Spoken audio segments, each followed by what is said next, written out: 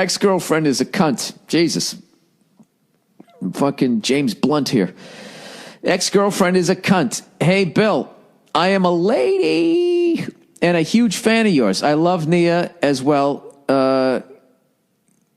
Get her on the case if possible, please. Oh, well, she's still downstairs sleeping. Okay. I dig other ladies, and recently I broke up. I broke a very important relationship in my life. I was dating this girl on and off for many years and felt totally in love with her.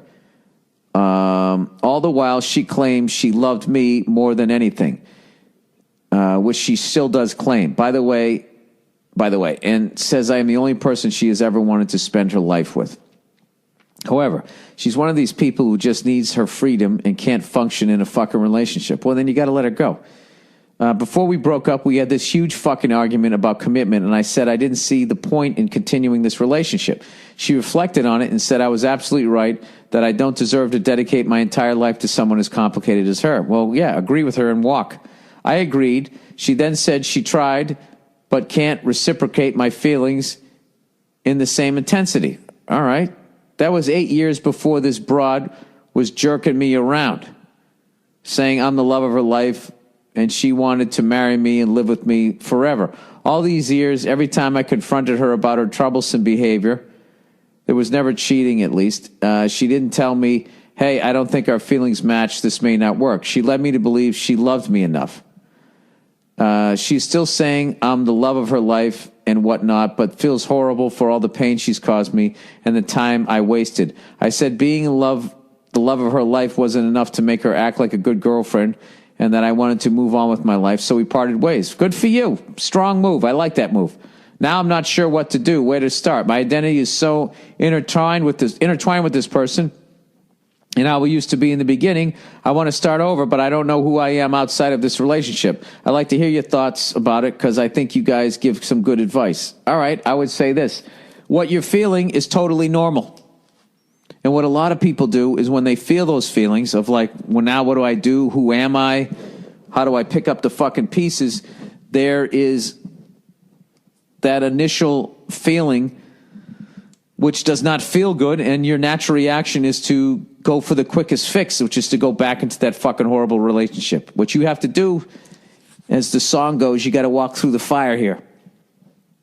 I would write down, I would start a journal or something so you can kind of, it's something to just be feeling your thoughts versus writing them down, and then you can see them, and then you can kind of get outside of yourself, which is what you need right now. And, friends help with this too. We have to be like, look, you can't go back to this person. You know that, okay? But right now is like, the worst part is now you're going to be lonely and heartbroken by yourself. And this person that usually comforted you is the cause of it, so you can't go to them for comfort because it's going to fuck you all up and get you back to square one. So you're asking what you should do is, I think that you should acknowledge the fact that you have to go through some pain. You're going to go through some pain over the next, certainly 3 months. But what you do during that time is you gradually build a new life without this person. So the first month, you're going to be in the fetal position, crying and just, going through the initial, it's like going through detox of this person. But what I would try to do is introduce a new fun activity, that you could do. Like, I don't know, whatever the fuck it's into. Even if it's like a fucking TV show that you're meant to binge watch. Something as simple as that. That is something that you do and that it's yours that you don't do with this other person. And then you just introduce something else when you're ready for something else. Maybe you always wanted to learn how to ride a horse. Go fucking do that. God knows you got the goddamn time.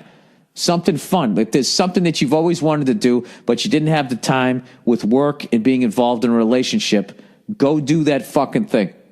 Take a trip, do something, and all the time, when you're feeling sad, give into the sadness and cry some of that fucking pain out. I'm a big believer in crying.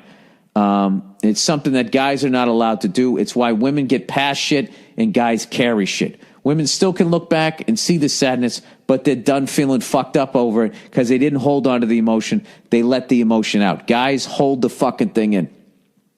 Like, I believe that guys should, because it's too embarrassing for people to see us cry. They should, in every house, the way you have a bathroom, a bedroom, a kitchen, there should be a crying room for the man. He goes into, closes the door, it's soundproof, and he's allowed to go in there and wail out all of his fucking pain the way women are, and everyone flocks to him and hugs him and gives him comfort. And, I'm a big believer in it. Now that after half a century of holding it in, I believe that you should fucking let it out. You should go Chris Bosh if you're a guy.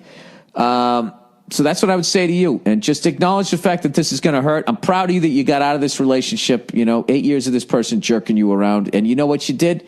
You got out of something toxic and you opened the door for the right person to come into your life. Someone that's going to respect you, make you laugh, and you have a great time. And one day you're going to look back on, what the fuck did I waste 8 years with that person? You know why you did? So you can realize how great the person that's going to come into your life is going to be. And there you go. There's your pep talk.